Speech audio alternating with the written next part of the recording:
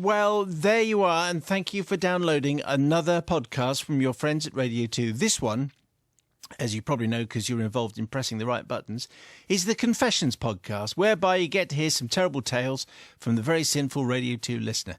This week's titles are Brick House, what a song that was, Faking It, Don't Panic, and Wicked Game. Here they all come.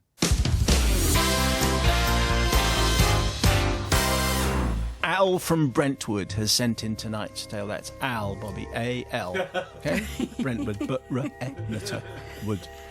Simon and the Confessional Relief Givers. Being a child of the 70s and the son of hard-up parents, I think I can attribute this confession partly to my lack of Tonka toys. When I was a lad, I loved those big yellow lorries and diggers. I did feel I was missing out as my friends in the street had various different models. I had the odd Hot Wheels car, but it's just not the same. I thought the Hot Wheels cars, they were the cool ones to have. And Micro Machines as well. Micro Machines, very good, nicely balanced there. Yes, other cars are available. Yes, that's right. But anyway, Al particularly loved Tonka toys, but did he have them? No, he didn't. Having left school with exam results that graced the far end of the alphabet, I soon found myself drawn to lorry driving as a vocation, and particularly waste disposal. There you go, just setting the tone right at the beginning. I mean, what's not to like? Big orange trucks with lots of levers to pull, flashing lights on the roof, lots of noise to be made in the early morning. Marvellous. Skip lorries, dust carts, they're great. Industrial dust carts that pick up whole skips and eat the waste from them. Awesome. My inner child was in heaven. And I soon found my keenness to try all the different trucks at our depot was rewarded with lots of thanks as well as lovely overtime. After a year or two, I'd found my favourite to be the industrial dust cart. This is quite a specialist confession, has to be said. But there was one truck I'd never got to play with and operate sensibly. Drive and operate sensibly. And this was the big, shiny new tanker. This thing had huge hoses, a bellowing vacuum pump, and lots of knobs and levers to adjust, but was always driven by the oldest and wisest driver in the yard. And he was very proud of his shiny sludge gulper. Sounds like a giant from the BFG, but anyway. It's the thing they use to clear out drains, I think, isn't it? Yeah. It could well be. I think it has a number of uses, as we're about to find out.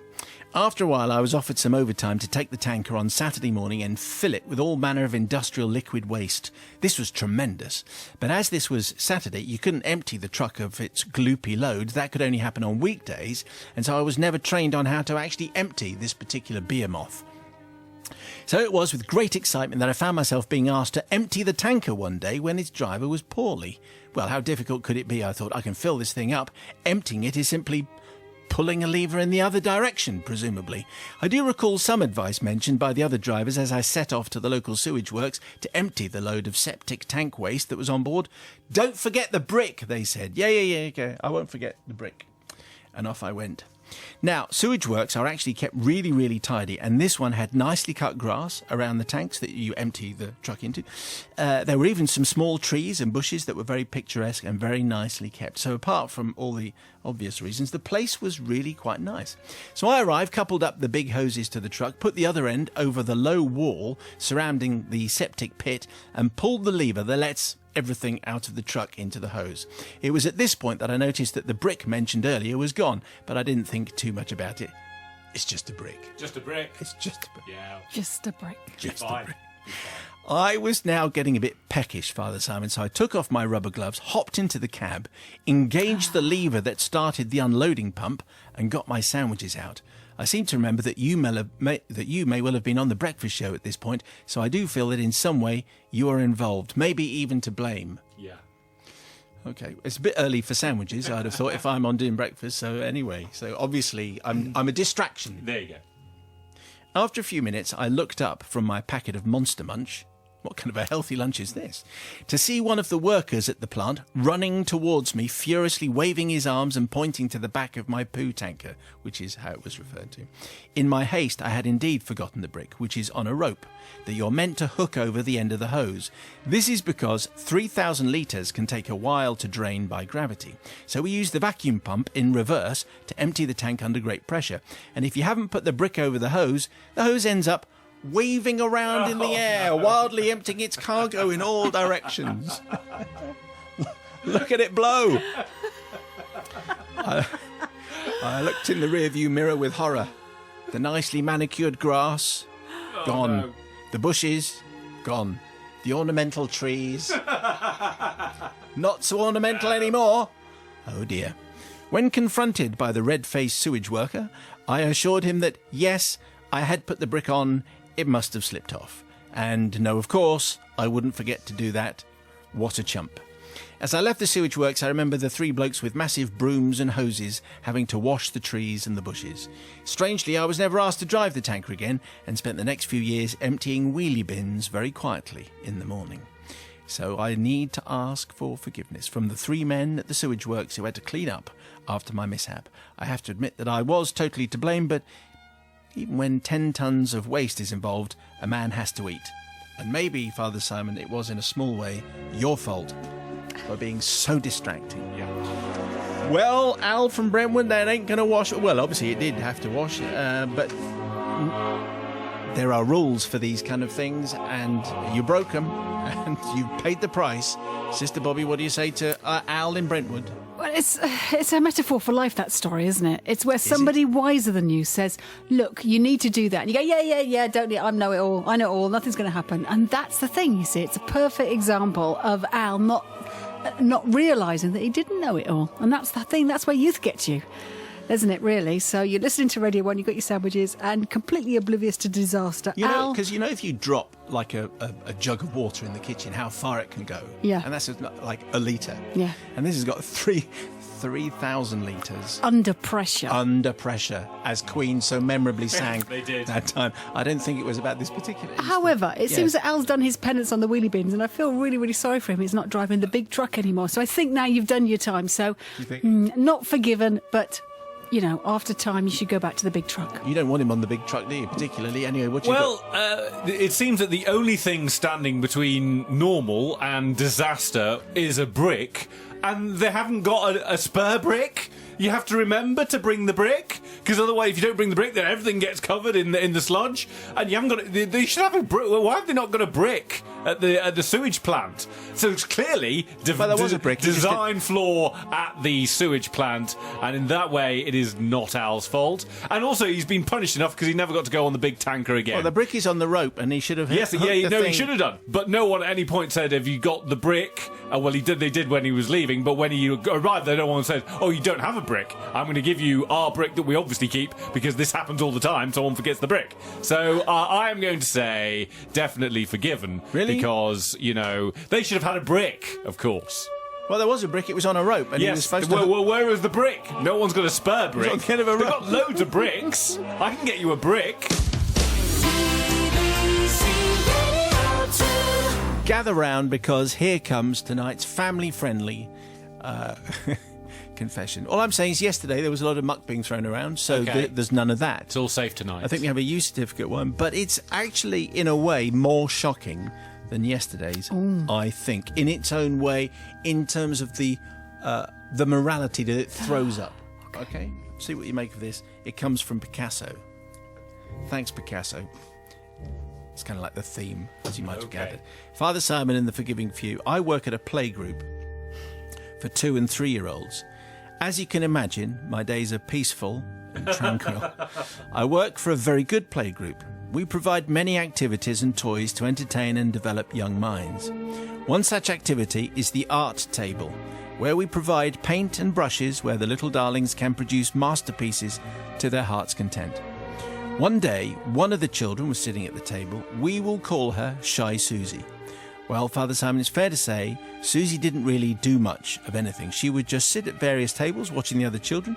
No amount of cajoling or bribery would get her to take part. She was very happy. She was really very content. She just wasn't a joiner-inner, which is perfectly fine.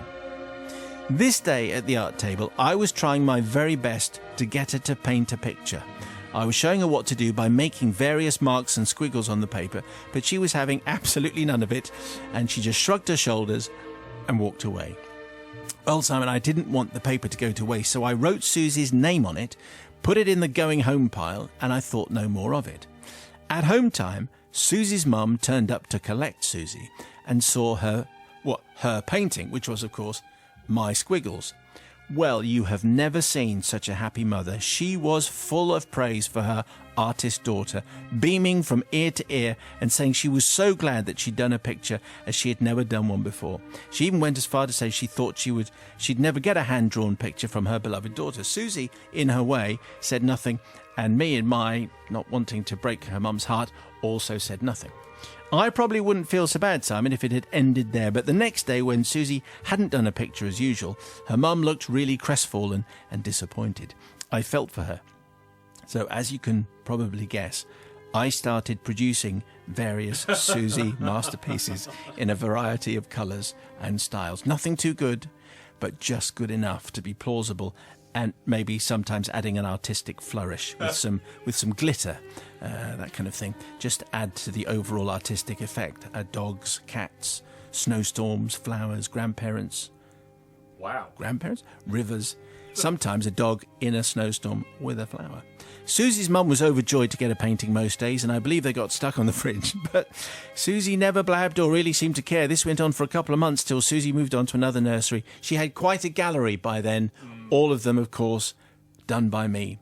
So really, I realised that this is a big, big problem, and I would like to ask forgiveness not to the mum who did seem to get a lot of happiness, but from my fakes.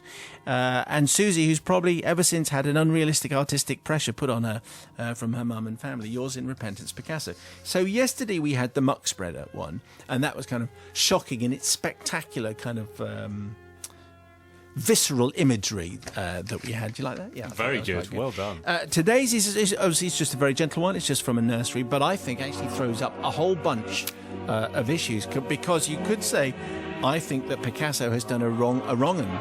Yeah, I think Sister Bobby's going to be quite harsh.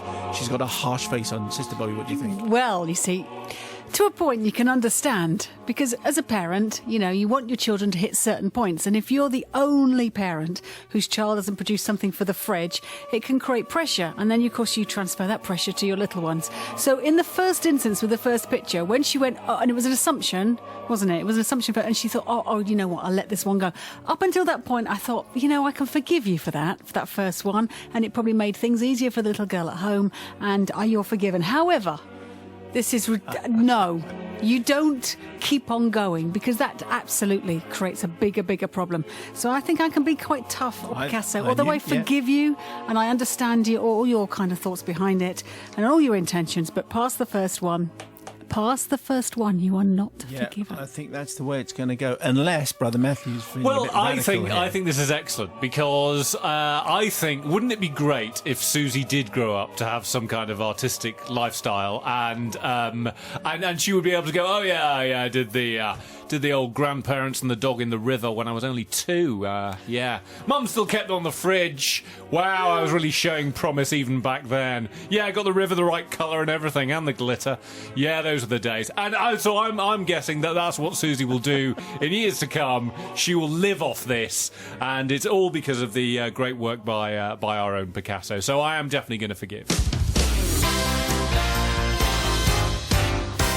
Dear Simon and the Caring Compassionate Collective, I am writing to plead absolution for an act of middle-aged hijinks back in the summer of 1990. It was August and I was celebrating a wedding anniversary of some note, although I forget which one. Back then, in the pre-Oasis, still clutching to the electric 80s days of 1990, our children were Ruth, aged 19, who was interrailing on a university break, Laura, aged 12, who at the time of the event was on a guide camp, and our middle child, Johnny, aged 16, of whom this story entails. Given the importance of the anniversary, I had decided to treat my beautiful wife, Vanessa, to a weekend away in Cornwall. We booked an extravagant 5-star spa hotel looking over the ocean in the vicinity of Penzance, I think, says Mark. It's very vague about most of the details on this. Johnny had made an impassioned case for staying behind in our family home, and after a certain amount of fake debate, we agreed. Frankly, there was no way we were bringing the bag of hormonal angst on our anniversary spa trip, but thought we'd better just go through the motions to have a display in order to frame the trip correctly. OK, you can stay, but it's a treat, mind you. We expect you to behave. Johnny enthusiastically agreed and promised there would be no party, and that he and his best mate, Chris, 6'2" and built like a certain outside construction, would just rent a couple of videos and chill. So when the day of our departure arrived, after a lengthy list of do's and do nots, we set off on the 4-hour drive west. It was Friday morning and we were due back Sunday lunchtime, hoping by then to be relaxed, well-fed and generally pampered. As we drove to Cornwall, myself and Vanessa could not help but turn our conversation to Johnny with what we expected he might get up to, being home alone for a whole 2 nights. At this point, it's probably worth mentioning that Chris is a big Chris, as I mentioned, 6'2", and likely to get served wherever he asks. After a non-eventful drive, however, a nice afternoon of settling in, massages and a delicious meal, we sat on our balcony watching the sun sizzle into the sea, the western horizon. "Let's give Jobo a call," declared my wife, Jobo being the nickname of Johnny, by the way. My wife frowned as Johnny answered the phone. "Johnny, you're supposed to say the number, not just hello." Because this is 1990 and it was still the done thing. Yeah. Remember that? We had to actually give out your number when you answered the phone. After a brief conversation, we hung up. Johnny had informed us that he and Chris were having a relaxed evening, watching a science fiction movie of some description and perhaps later ordering pizza. All well and good. However, there was something in the tone of his voice that caught our attention. "He sounded particularly cocky," asserted my wife as we sat sipping a gin and tonic. She was right. Our boy was obviously loving his freedom and equally loving that we were out of sight and out of mind. We had a good laugh about it. After all, you're only 16 once, and that is a particular cocky time in your life. Another day of anniversary passed, and I'd be lying if I didn't wonder from time to time, in between massages, hot tubs and coastal walks, if our house in Cheltenham would still be standing when we arrived home the next day. That evening we were back on the balcony enjoying the sunset and already very comfortable in our new routine. "Let's call him again," Vanessa announced and pulled out the phone from the bedroom. It was at that point that a thought popped quite unannounced into my brain. "Actually, sweetheart, do you mind if I speak to him first?" I asked. My wife frowned, clearly suspecting I was up to something, but passed me the handset. And this is how the conversation went. I'm going to have to act a bit. Okay. Oh, yeah. The slightly yobbish voice will be the son, and the ordinary voice will be Mark. Okay. All right? So the conversation goes like this. He's answering the phone. "Hello? Jobo, it's Dad." "All right, Pops." "Don't call me Pops. What are you up to?" "Oh, nothing. We're just chilling." "Okay, is Chris there?" "Yeah, he's making burgers." "Fine, just to let you know, we'll be home in about 20 minutes. Your mum's feeling a bit under the weather. Flu, we think, and wanted to get home. We're at memory services already. See you in a bit." "But Dad..." Clunk. I hung up the phone, had a sip of gin and smiled. My wife narrowed her eyes and glared at me. "You are cruel. What do you think he's doing right now?" Well, I burst out laughing. I imagined very well what he was doing. After about 35 minutes, I called the house again. Well, let me tell you, it took a very long time for Johnny to answer the phone. Eventually, a slightly puffing 16-year-old said, "Yeah?" My sides spasmed with laughter. I could hear a vacuum cleaner in the distance. No doubt Big Chris frantically charging around the lounge, trying to get rid of any evidence or mischief. "Only joking, we're still in Cornwall," I spluttered. There's a brief silence, and then an explosion. Unfortunately, I couldn't reply because I was completely doubled up, weeping on the floor, and my wife had to finish the conversation. Oh, the cleaning, oh, the polishing, oh, the chucking out of pizza boxes, the emptying of bins, the opening of windows, the spraying of air freshener, the panicking. Father Simon's so sweet. Despite the event being 26 years ago, it still makes me weep with laughter now and has become a firm family favourite at the dinner table. So I plead forgiveness, not from my son, who totally deserved it. After all, why panic? They were obviously up to no good. And not to my wife, who was at least in some part complicit in the prank, but to Big Chris. Chris, still a family friend and now a high-flying barrister, spent an unnecessary half hour hoovering and clearing up beer cans so that we could all have a good anniversary chuckle. Well, it's a fine bit of parenting. You know, I can imagine a few people go, "You know what?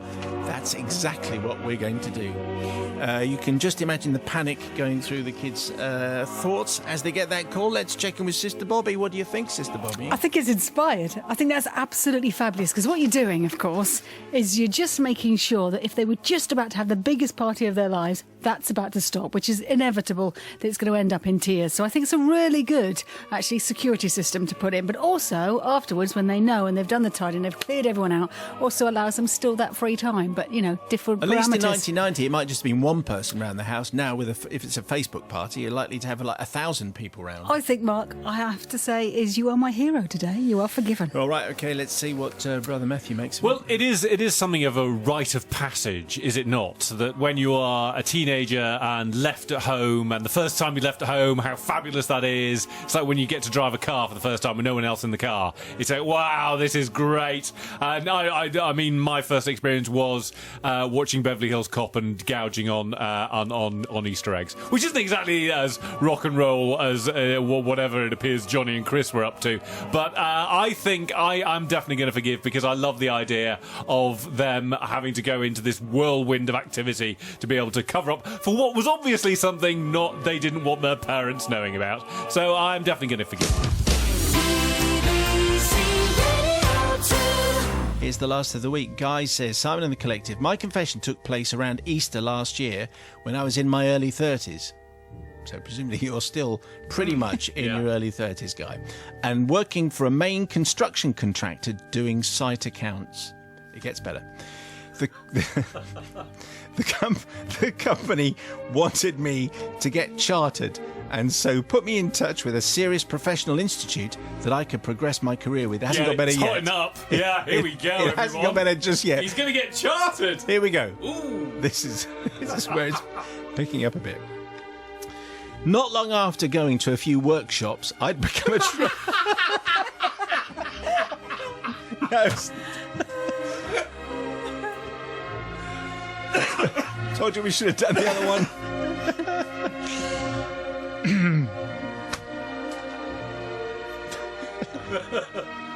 Not long after I'd become a trainee member, Yes. a work colleague pointed out to me that the institute was holding a contest to see who could build the best reproduction of one of their buildings in the popular computer game Minecraft. Oh, now we're talking. That's what I Now needed to we're get talking. to. Now you're interested. Minecraft. That's the sexy word here.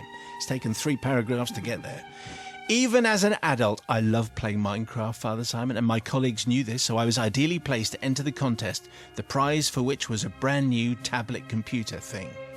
Unfortunately, I had a holiday coming up, so I'd have to work fast as the contest would close not long after I was due to get back. I logged onto the server and started building as soon as the contest opened. I was the only one on Minecraft for most of this, and I was fully focused on building the best building I could. I'd chosen to build China's iconic television centre, and by the time I had to go on holiday, I'd virtually finished before anyone else had really started. I got back with just a few days left to finish and discovered a few new buildings, but I was still confident that mine had the most charm and the best likeness. As I added the finishing touches, I started talking to the other entrants in the competition. Conversations between everyone started out normally enough, but then I was asked a question that surprised me. The question was, so how many eggs did you get for Easter? As the conversation between the other entrants about their Easter egg haul went on, a sad fact dawned on me. I was, in fact, by some considerable measure, the only adult in the contest. And all the other competitors were talking about school and sweets.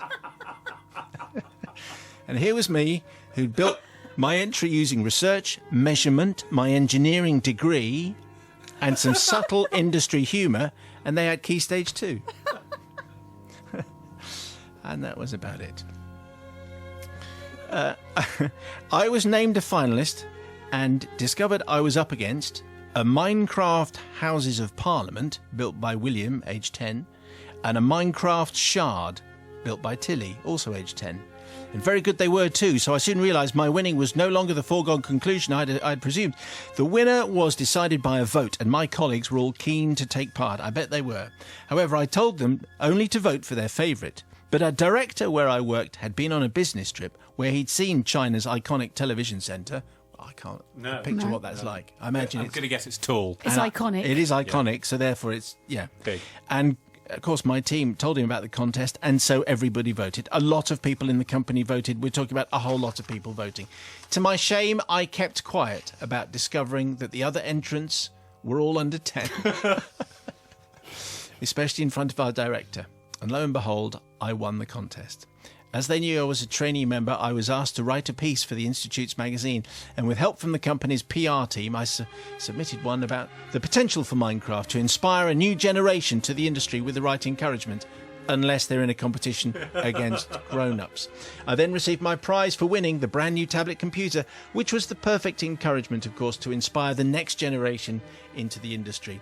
So obviously I have to beg for your forgiveness from anyone in the younger generation that logged on and was instantly discouraged from participating due to my rather fabulous grand and early entry of the iconic Chinese TV station building.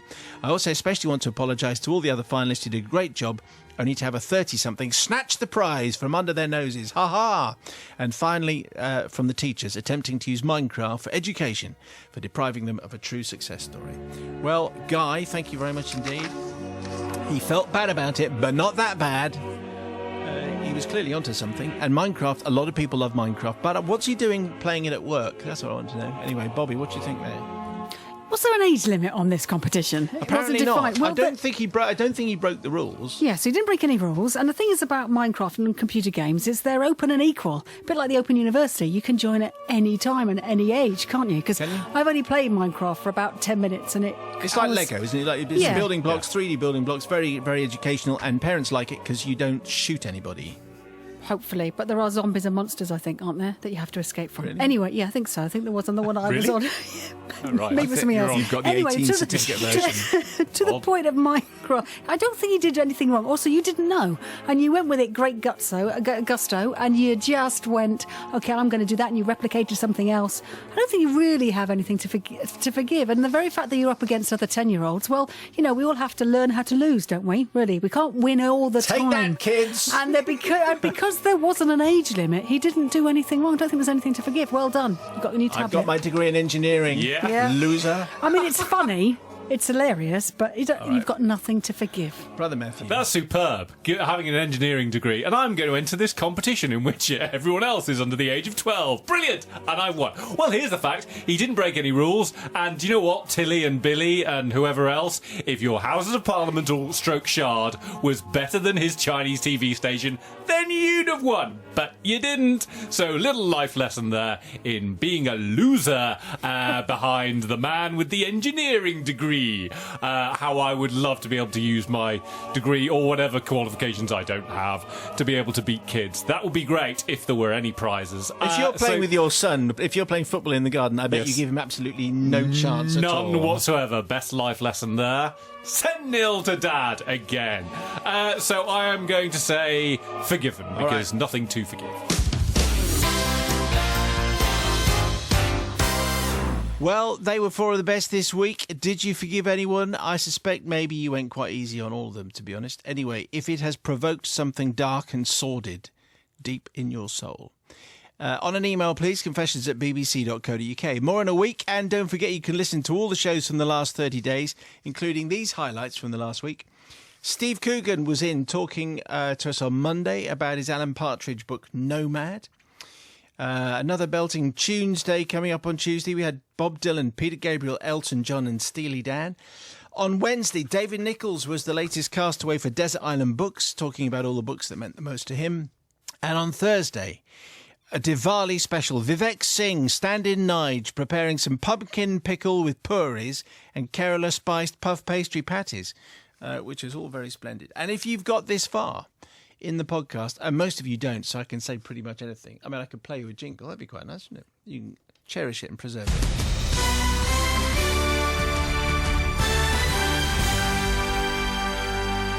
Or you can have the eider ducks. Oh, I know. Best birds ever. Actually, you can tweet me that. If you've got this far, best birds ever. That'll be fine. Have a good week.